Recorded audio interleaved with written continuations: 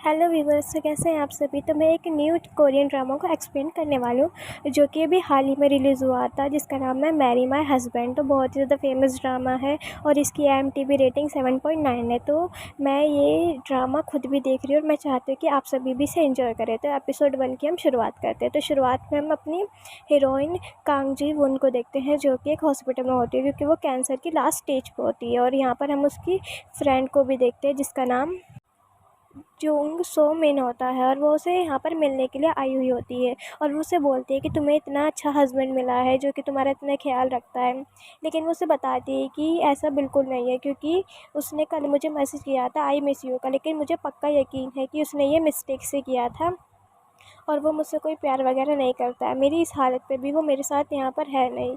तो ये सब सुनकर उसकी बेस्टी भी थोड़ी नाराज़ हो जाती है और फिर ये दोनों बातें वगैरह करने लगते हैं। तो यहाँ पर नर्स आती है जी वो उनको बुलाने के लिए कि आपकी कीमोथेरेपी का टाइम हो गया है। तो वो अपनी फ्रेंड की तरफ स्माइल देती है, तो उसकी फ्रेंड भी उसकी तरफ स्माइल करती है और फिर वो नर्स को कहती है कि मैं अभी आ रही हूँ। और ये दोनों एक दूसरे को बाय वगैरह करके वहाँ पर मेडिसिन के लिए जाने लगती है। और वो कहती है कि मुझे यकीन है कि तुम पक्का ठीक हो जाओगी, तुम अपनी थेरेपी के लिए चली जाओ। उसके बाद वो भी इसकी बात सुन के थोड़ा इनकरेज होती है और अपनी कीमोथेरेपी के लिए कीमो रूम में जाने लगती है। तो हम नेक्स्ट सीन में कीमोथेरेपी रूम का सीन देखते हैं, जहाँ पर नर्स उसके ऑपरेशन के लिए तैयार कर रही होती है। तो वो जब बेड पे लेटी होती है तो घड़ी की तरफ देख रही होती है, जहाँ पर लिखा होता है टाइम। तो टाइम था 14 अप्रैल 2023। तो फिर वो सोच रही होती है कि किस तरह से उसके पास 12 महीने थे, क्योंकि जब उसे पता चला था कि उसे कैंसर है तो डॉक्टर ने बोला था कि उसके पास सिर्फ 12 महीने हैं। तो वो सोचती है कि किस तरह से 6 महीने उसने अपने वेस्ट कर दिए अपने हस्बैंड और फैमिली के चक्कर में, और अब उसके पास सिर्फ 6 महीने बचे हैं। तो वो चाहती है कि कुछ ऐसा चमत्कार हो जाए कि ये 6 महीने जो पॉइंटलेस गए हैं वो अच्छे बीते। तो वो याद करने लगती है अपने पास्ट में कि किस तरह से उसने अपने बॉयफ्रेंड पार्क मिन हुआ से शादी करी थी और अपनी शादी के दिन को याद करती है कि आके वो उसके पास बोलता है कि वो कितनी सुंदर लग रही है। और हम उसकी मदर इन लॉ को देखते हैं जो कि उसके पास आके कहती है कि वो उसकी डॉटर है और वो उसे बहुत अच्छे से ट्रीट करेगी और उसके साथ बहुत अच्छा बिहेव करेगी। लेकिन फिर वो याद करती है कि किस तरह से उसकी मॉम उस पर गुस्सा किया करती थी, क्योंकि वो मॉम नहीं बन सकती थी और उसे बहुत ज़्यादा ताने माना करती थी।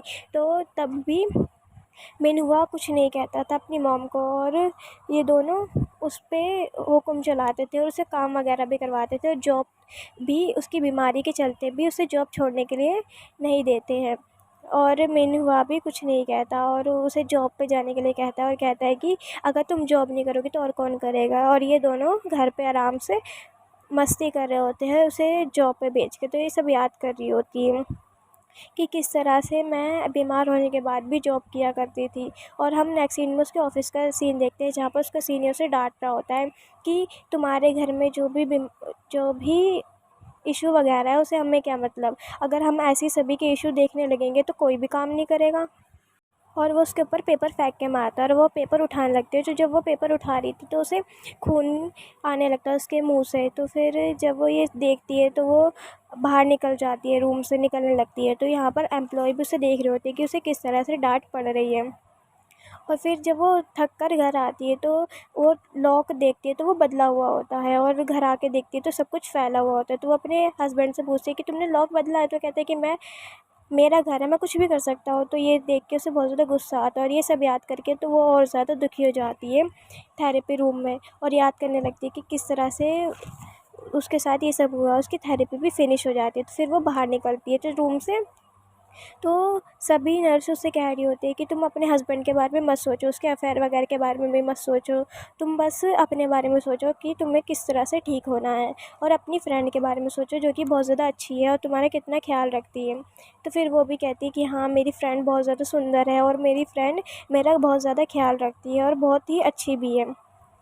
तो फिर वो अपनी फ्रेंड के बारे में सोचने लगती है कि सिर्फ एक वो ही है जो उसका ख्याल रखती है, लेकिन उसे अपने हस्बैंड से कोई उम्मीद नहीं थी और वो अपनी फ्रेंड के बारे में सोच रही होती है। और हम उसकी फ्रेंड को देखते हैं जो कार से एक जगह जा रही होती है। और इसी के साथ ये एपिसोड ख़त्म हो जाता है। आपको ये एपिसोड कैसा लगा प्लीज़ कमेंट करके बताएगा। Thank you for watching.